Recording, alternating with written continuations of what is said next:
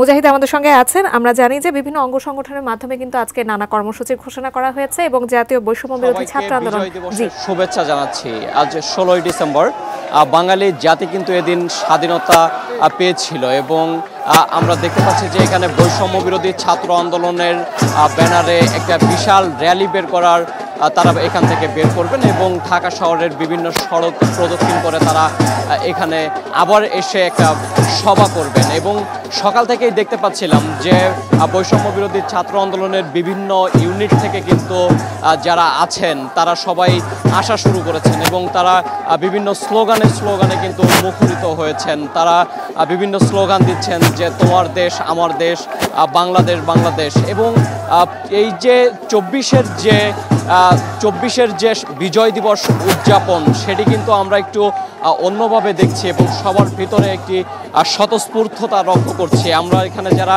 সাধারণ আছে তাদের সাথে কথা বলছিলাম, তারা বলছিলেন যে 24-এর যে গণ আন্দোলনটি হয়েছে সেই আন্দোলনের পরে কিন্তু সবার ভিতরে একটি স্বতঃস্ফূর্ততা এসেছে এবং তারা আশা করছেন যে এই 24-এর বিজয় দিবসের সাথে সাথে যারা জুলাই এবং আগস্টে শহীদ হয়েছেন তাদেরকেও তারা স্মরণ করছেন এবং যে স্বাধীনতা এবং সার্বভৌমত্ব ন্যায্য বিচারের আওয়াজ তারা তুলেছিলেন, বৈষম্যের বিরুদ্ধে যে আওয়াজ তুলেছিলেন এবং 71-এর 16ই ডিসেম্বর আমরা যে বিজয় পেয়েছিলাম বৈষম্যের বিরুদ্ধে সেটি কিন্তু তারা জোর দাবি জানাচ্ছেন এখান থেকে যে তারা চান যে এই বিজয় দিবস 24 পরবর্তী বিজয় দিবস যেন প্রতিটি বিজয় দিবস তাদের ন্যায্য অধিকারের দিবস হয়ে আসে।